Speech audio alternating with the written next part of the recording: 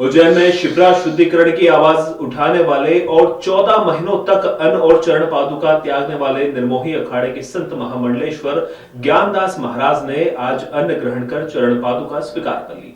14 महीने पहले उन्होंने प्रण लिया था।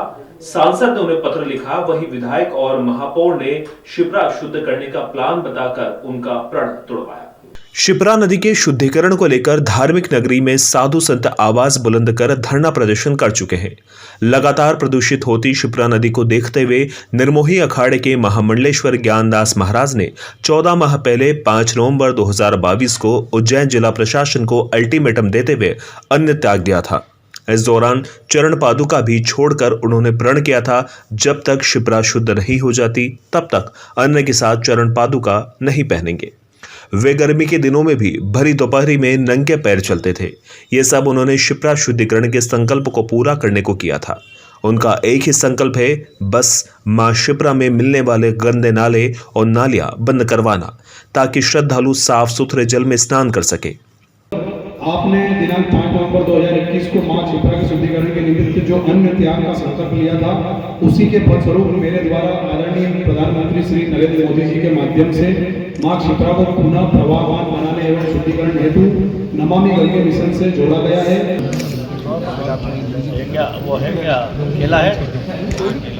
केला लाओ, केला सेव फल। जय जय जय श्री राम।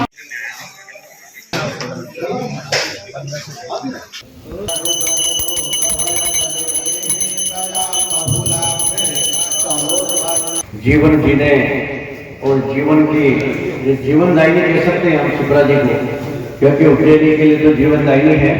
और गुरुदेव का जो लक्ष्य प्रण है, वास्तव में सरकार अब तो मध्य प्रदेश के हमारे यशस्वी मुख्यमंत्री डॉक्टर मोहन यादव जी उज्जैनी बन गए हैं। और शिप्रा जी उन्होंने पहली बैठक में शिप्रा जी की शुद्धिकरण का विषय रखा है। आज वो संकल्प पूरा होने जा रहा है। इस खुशी में उन्होंने अपना अनशन समाप्त कर लिया है। बाबा महाकाल की नगरी और मां हरसिद्धि दोनों ही शिव और शक्ति के रूप में यहाँ विराजमान है। जैसे गंगा पापनाशिनी है, वैसे ही उज्जैन में मां शिप्रा मोक्षदायिनी है। माना जाता है जब किसी व्यक्ति का अंतिम संस्कार होता है, अस्थियां शिप्रा में प्रवाहित करने से मोक्ष की प्राप्ति होती है। इसलिए यहाँ पर अलग अलग राज्यों से श्रद्धालु मां शिप्रा में आस्था की एक डुबकी लगाने जरूर आते हैं। गुरुवार को उज्जैन सांसद अनिल फिरोजिया ने एक पत्र महामंडलेश्वर ज्ञानदास महाराज को भेजा।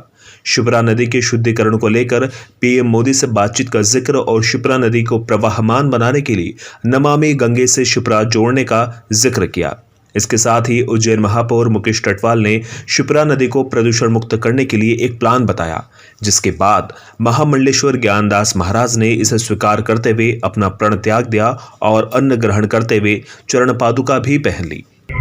मोक्षदायिनी मां शिप्रा प्रवाहमान हो, प्रदूषण मुक्त हो, इसको लेकर के मेरा पिछले 2021 से जो एक संदेश के माध्यम से अन्न छोड़ रखा था, जो आज माननीय सांसद जी और विधायक जी हमारे क्षेत्र के आए, उन्होंने जो हमें विश्वास दिलाया है कि अब सरकार भी अपनी बन गई है और हम इस पे काम कर रहे हैं, तो उन्होंने जो है प्रेम से कहा कि आप प्रसाद पाइए, भोजन शुरू करिए। तो हमें और आशा विश्वास है कि आने वाले समय में मां शिप्रा प्रदूषण मुक्त होगी, प्रवाहमान होगी।